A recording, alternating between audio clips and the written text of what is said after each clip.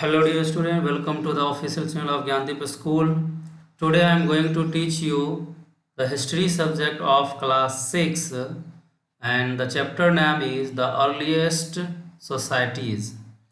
And this is the first part of the earliest societies. Okay, now let's start. Here you see evolution of man. It means इस chapter में हम लोग man के बारे में पढ़ेंगे कि हम लोग किस तरह डेवलपमेंट किए खुद को।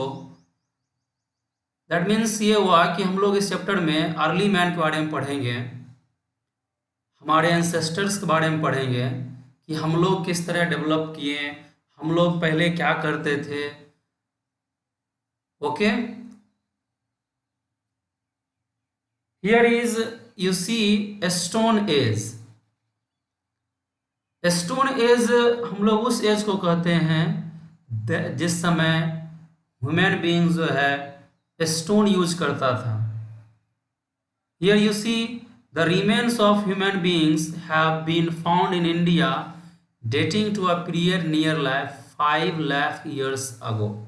इट मीन्स ये हुआ कि ह्यूमन बीइंग का अगर हम लोग फाउंडेशन की बात करेंगे, ह्यूमन बीइंग कब रहता था इंडिया में, अगर इंडिया की बात अगर हम लोग करेंगे, वैसे तो ओवरऑल पूरे वर्ल्ड की बात होता है, बट हम लोग इस चैप्टर में हम लोग इंडिया की बात करेंगे। तो अगर हम लोग इंडिया की बात करेंगे तो इंडिया में नियर लाइफ बताया जा रहा है कि पीरियड है 5 लाख ईयर्स अगो, यानी 5 लाख साल पहले की बात बताया जा रहा है कि लगभग उस समय से हम लोग को जो हिस्टोरियंस को रिमेन्स ह्यूमन बीइंग का मिला है। अंडरस्टैंड?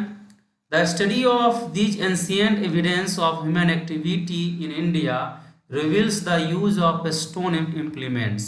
That means ये हुआ कि हम लोग जो स्टडी करते हैं इस पर एंशियंट एविडेंस जो ह्यूमन एक्टिविटी का हमारे इंडिया मिला, तो हम लोग इस बेस पर करते हैं कि वो स्टोन का किस तरह इम्प्लीमेंट्स किया। Understand? This is when man used a stone to make weapons and tools is called the stone age. That means ये हुआ कि उस एज को हम लोग स्टोन एज कहेंगे।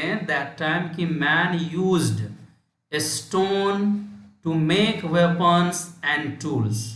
That means ये हुआ कि जब ह्यूमन बीइंग्स किसी भी चीज़ को बनाने के लिए, for examples weapons and tools को बनाने के लिए जो चीज़ें यूज करता था, और यू कैन से स्टोन्स यूज करता था, तो उस एज को, उस टाइम पीरियड को हम लोग कहेंगे स्टोन एज। अंडरस्टैंड?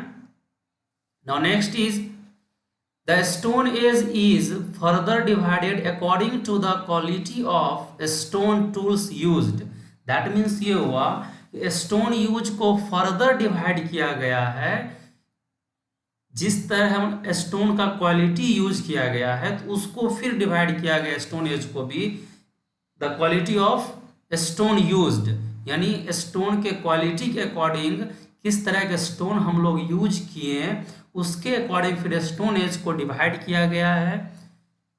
जैसे आप नीचे देख रहे हैं Palaeolithic as.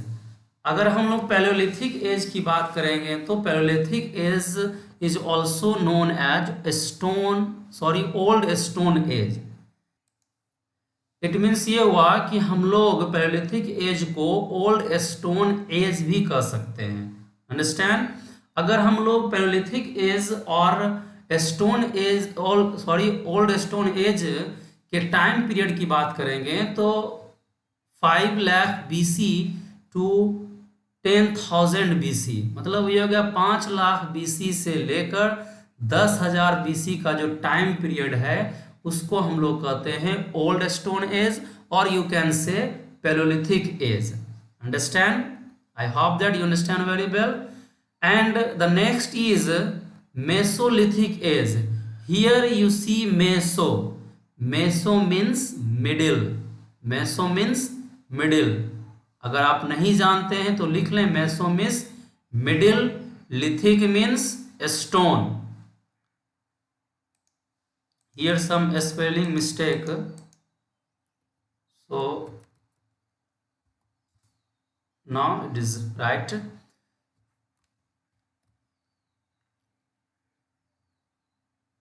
Same you see here, paleo means old and lithic means stone. Here meso means middle and lithic means stone. So it means ये हुआ middle stone age. It means we can say mesolithic age also middle stone age. Understand? Next that means ये हुआ कि stone age को divide किया गया है palaeolithic as में। अंडरस्टैंड? जिसमें कि हम लोग देखे थे स्टोन एज को नियर लाइक 5 लाख ईयर्स अगो ये कंसीडर किया जाता है हमारे इंडिया में। तो फिर स्टोन एज को डिवाइड किया गया है, तो पेलोलिथिक एज 5 लाख बीसी से 10,000 बीसी, एंड अगर मेसोलिथिक एज की बात करेंगे 10,000 BC to 8,000 BC.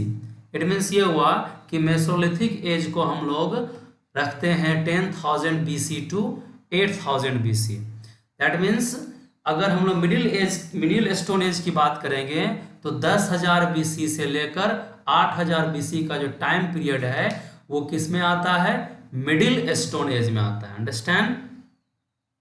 Here next is neolithic age. Neo means new and lithic means stone. So neolithic age also known as new stone age. Understand? That means neolithic age को हम लोग new stone age भी कह सकते हैं। And अगर इसका time period की बात करेंगे और हम लोग ये कह सकते हैं कि नियोलिथिक एज को किस टाइम पीरियड हम लोग रखते हैं, तो 8,000 BC to 4,000 BC। Understand? It means ये हुआ कि नियोलिथिक एज को हम लोग 8,000 BC से लेकर 4,000 BC के बीच का जो टाइम पीरियड है उस टाइम पीरियड को हम लोग क्या कहेंगे? नियोलिथिक एज कहेंगे, और you can say new stone age. Understand? And the next is chalcolithic age. Chalcolithic age you can say also bronze stone age. अब क्या हुआ कि इस टाइम जो है, इस टाइम में ह्यूमन बींग्स ब्रॉन्ज का यूज करने लगा, है ना। Bronze and stone also use करने लगा, तो इसको हम लोग क्या कहेंगे? Bronze stone as. अगर इसके टाइम पीरियड की बात करेंगे तो 4,000 BC to 2,000 BC। Understand? I hope that you understand very well. I would like to repeat once again, stone age की अगर हम लोग बात करेंगे या फिर ह्यूमन बींग्स एग्जिस्टेंस की बात करेंगे तो 5 lakh years ago in India consider किया जाता है। और जिस टाइम ह्यूमन बींग्स यूज करता था स्टोन्स का एज वेपन्स एंड टूल्स, उस टाइम पीरियड को हम लोग कहते हैं स्टोन एज। स्टोन एज को फर्दर डिवाइड किया गया है क्वालिटी ऑफ स्टोन्स के अकॉर्डिंग, वो है palaeolithic age, mesolithic age and neolithic age, and last is chalcolithic age. Understand? I hope that you understand very well.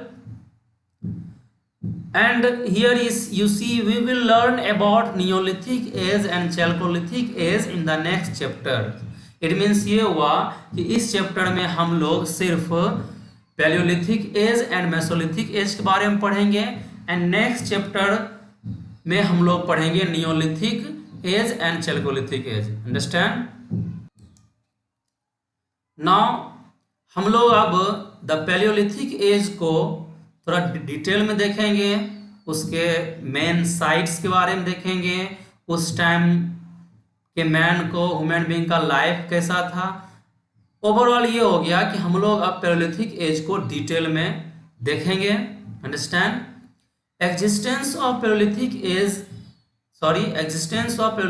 Is applied to the earliest people as the only evidence of their existence is given by a number of crude stone implements. It means ये हुआ कि Palaeolithic as के existence का हम लोग का आज पता चला है और हिस्टोरियंस को पता चला है, तो वो इस बेस से पता चला है कि वो उस टाइम जो है कौन सा क्रूड स्टोन एज यूज कर रहा था, वो एविडेंस हम लोग को मिला। उसके अकॉर्डिंग हम लोग जो है पेलोलिथिक एज के बारे में जानते हैं। Understand? Sites of Palaeolithic man in India. अगर हम लोग पेलोलिथिक मैन इन इंडिया की बात करेंगे उसके साइट्स का, दैट मीन्स ये हुआ कि हिस्टोरियंस को पेलोलिथिक मैन का कहाँ कहाँ एविडेंस मिला, कहाँ उसका रिमेन्स मिला, तो उस थोड़ा हम लोग मेन साइट्स देख लेंगे। जैसे अगर हम लोग यहाँ देखेंगे, palaeolithic remains have been found in south India और द डेक्कन। डेक्कन के बारे में आप पढ़े होंगे because you are in 6th class, so I hope that you know about already about Deccan, understand. तो south India and Deccan area में हमें पैलियोलिथिक रिमेन्स मिला, understand. The main sites are Madurai. अगर मेन साइट्स की बात करेंगे तो Madurai, Tanjore, Kadur, Nyamathi, Talia and Bellary district, understand. ये सभी साउथ इंडिया का डिस्ट्रिक्ट है। तो साउथ इंडिया में मेनली हमें पैलियोलिथिक मैन का एविडेंस मिला और यू कैन से साइट्स मिला, understand. Now next is life of palaeolithic man. अगर हम लोग अब लाइफ ऑफ पैलियोलिथिक मैन के बारे में देखेंगे तो we can say that palaeolithic man was a nomad. It means ये हुआ पैलियोलिथिक मैन क्या था, नोमैड था। नोमैड मीन्स होता है who wandered from place to place. It means ये हुआ कि आप अभी प्रेजेंट में देखते होंगे, कभी कभी रोड साइड में, स्ट्रीट साइड में देखते होंगे, आप अपने सराउंडिंग में देखते होंगे, अपने नेबर में देखते होंगे कि कुछ ग्रुप में कुछ पीपुल आते हैं, वो एक टेंट और यू कैन से प्लास्टिक वगैरह कुछ लगा के वो रहता है। तो उसको आप देखते हैं उसका परमानेंट सेटलमेंट नहीं रहता है। दैट मीन्स ये हुआ कि वो वॉन्डर करता है, घूमता है one place to another place, understand. तो उसे हम लोग क्या कहते हैं, नोमैड कहते हैं। इट मीन्स ये हुआ पैलियोलिथिक मैन क्या था, नोमैड था, understand. I hope that you understand what is nomad. Who wandered from place to place hunting and gathering food.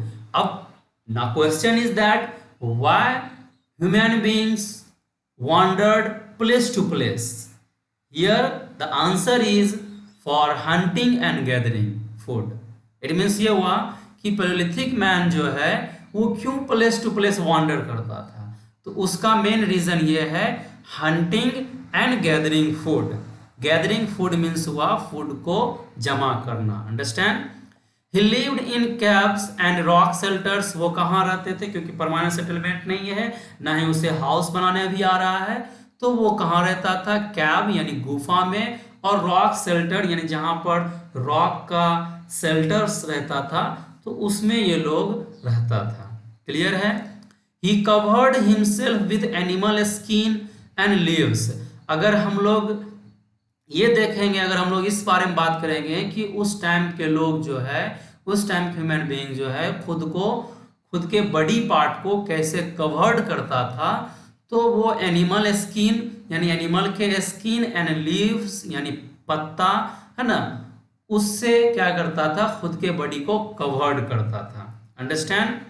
He ate mainly wild berries, nuts, roots, meat of animals that he hunted and even insects. It means ये होगा कि वो खाता क्या था, तो खाने अगर बात करेंगे तो नट्स हो गया, रूट्स हो गया, मीट भी खाता था अदर एनिमल्स का जिसको वो हंट करता था, इवन कि वो इंसेक्ट्स भी खाता था, understand. For hunting protection from ferocious animals. Ferocious animal means ये हुआ जो डेंजरस एनिमल्स है, जो ज़्यादा बड़ा एनिमल्स है, तो लार्ज एनिमल्स को वो अटैक नहीं करता था, ना ही उसको हंट करता था। तो उससे बचने के लिए उस टाइम पैलियोलिथिक मैन क्या करता था, he had to move in groups. वो क्या करता था, ग्रुप्स में मूव करता था। जैसे आज हम लोग क्या होता है कि अपने खुद को प्रोटेक्शन करने के लिए कभी अगर हम नाइट में हम लोग कहीं जाते हैं तो हम लोग ज़्यादा प्रीफर करते हैं ग्रुप में जाने का, है ना, ग्रुप्स में जाने का, बिकॉज ग्रुप्स में हम लोग खुद को ज़्यादा सेफ फील करते हैं, अंडरस्टैंड। यानी सेल्फ प्रोटेक्शन के लिए हम लोग ग्रुप्स में ट्रैवल करते हैं, हम लोग ग्रुप्स में कहीं जाते हैं। तो दैट टाइम भी क्या होता था कि ह्यूमन बीइंग क्या करता था, प्रोटेक्शन, खुद को प्रोटेक्शन करने के लिए क्या करता था, ग्रुप्स में मूव करता था, understand. Such groups were never very large, ये ग्रुप्स क्या होता था, ज्यादा लार्ज नहीं होता था, है ना। Any outsider was considered an enemy, अगर मान लीजिए जिस ग्रुप में वो रहता था, है ना, ह्यूमन बीइंग उस टाइम पीरियड में जिस ग्रुप में रहता था, तो उस ग्रुप में जो भी था उसके अलावा आउटसाइडर और यू कैन से अनदर ग्रुप का जो भी मैन था उसको कंसीडर किया जाता था an enemy. Understand, I hope that you understand. The life of palaeolithic man was full of dangers, that means ये हुआ कि हम लोग अभी इतना देखने के बाद हमें ये पता चला इसका लाइफ क्या होता था, फुल ऑफ डेंजर्स, है ना, यानी डेंजर्स में वो लोग रहता था। And hence his life span was only 20 to 25 years, क्योंकि पैलियोलिथिक मैन का लाइफ क्या होता था, फुल ऑफ डेंजर्स होता था। So because his life was only 20 to 25 years, that means ये हुआ वो 20 से 25 साल ही जिंदा रहता था। क्लियर है। Now question is why did the food gatherer move from place to place। अब क्वेश्चन ये है कि फूड गैदरर जो है प्लेस टू प्लेस क्यों मूव करता था, what is reason behind it. There were so many causes for this, इसका बहुत काउज है। Some of them are as follow, अगर हम लोग इसके काउज की बात करेंगे तो बहुत काउज है, बट कुछ some cause here mention।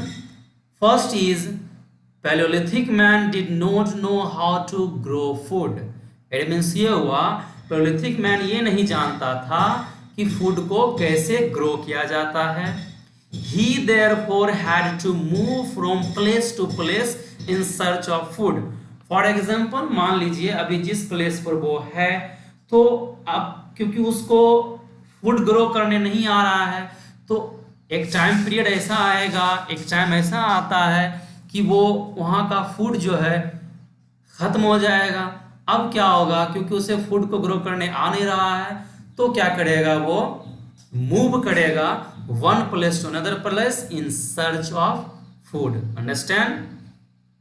And the second point is they lived close to the source of water to get sufficient supply of water।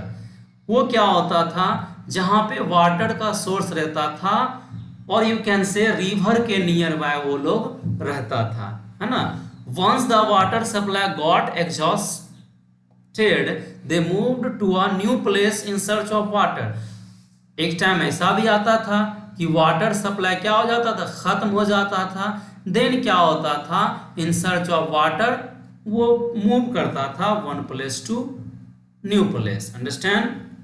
Next is they hunted animals and animals too, here don't be confuse, they hunted animals यानी वो animals को hunted करता था, and animals to moved यानी क्योंकि वो animals को hunted करता था palaeolithic man, and animals too animals भी मूव करता था one place to another place in search of food. Because अभी हम लोग ये देखे हैं कि पैलियोलिथिक मैन फूड के सर्च में one place to another place जाता था, मूव करता था। सेम क्या होता था, एनिमल्स भी क्या, एनिमल्स टू यानी एनिमल्स भी one place to another place move करता था in search of food. So when animals move, जब एनिमल्स मूव करता था, they also move to newer places, यानी जब एनिमल फूड के सर्च में न्यू प्लेस जाता था, दैट मीन्स ये हुआ कि ह्यूमन बीइंग भी, और you can say palaeolithic man भी one place to another place move करता था। क्लियर है। Next is during the process of hunting, hunting के प्रोसेस में they followed the movements of animals.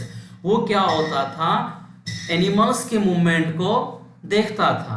They try to save their children, वो क्या करता था, उस अपने चिल्ड्रेन को सेव करता था। इट मीन्स ये हुआ वो ये भी ख्याल रखता था कि उसका बच्चा जो है, चिल्ड्रेन जो है, एनिमल्स उस पर अटैक ना करे, अंडरस्टैंड। Next is in order to protect themselves, खुद को प्रोटेक्ट करने के लिए, from dangerous wild animals, they moved in small groups, वो क्या करता था, एक स्मॉल ग्रुप्स में मूव करता था, and always lived close to each other, और यानी डेंजरस एनिमल्स से बचने के लिए, डेंजरस एनिमल्स से खुद को प्रोटेक्ट करने के लिए क्या करता था, पैलियोलिथिक मैन स्मॉल ग्रुप्स में मूव करता था, एंड हमेशा यानी ऑलवेज लिव्ड रहता था, क्लोज टू ईच अदर, खुद के क्लोज रहता था। क्लियर है? Now the palaeolithic man made two major achievements which changed his life. That means ये हुआ पैलियोलिथिक मैन जो है दो मेजर अचीवमेंट को गेन किया था, जो क्या हुआ उसके लाइफ को टोटली चेंज कर दिया। The first important achievement was the making of stone tools. First achievement की अगर हम लोग बात करेंगे तो the making of stone tools, that means ये हुआ कि पैलियोलिथिक मैन जब स्टोन टूल्स को बनाना लर्न कर लिया तो उसका लाइफ टोटली चेंज हो गया। बिकॉज अब क्या हुआ कि जब स्टोन टूल्स बनाना सीख गया तो अब उसे हंट करना इजी हो गया एनिमल्स का। While the second important achievement was the discovery of fire. अब सेकेंड अचीवमेंट की बात करेंगे तो फायर का discovery.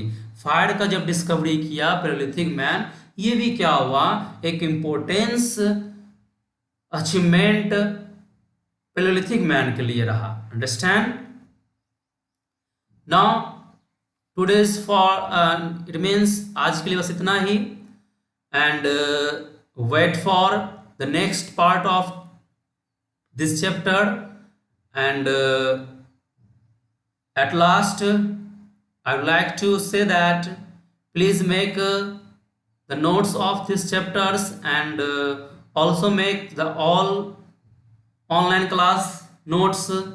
Okay, now today's work for you, here is some work for you, and give the answer of this questions in the comment box. Answer in 1 और 2 words. Answer इस question का देना है 1 और 2 वर्ड्स में। ये understand? The first is the stone age has been divided into dash periods. आप इस क्वेश्चन को केयरफुली ऑब्जर्व करें, एंड देन ये देखें कि इट मीन्स ये हुआ, आप इस क्वेश्चन को ध्यान से ऑब्जर्व करें और समझ लें, and then answer comment box में दें। Okay, thank you to all, that's all।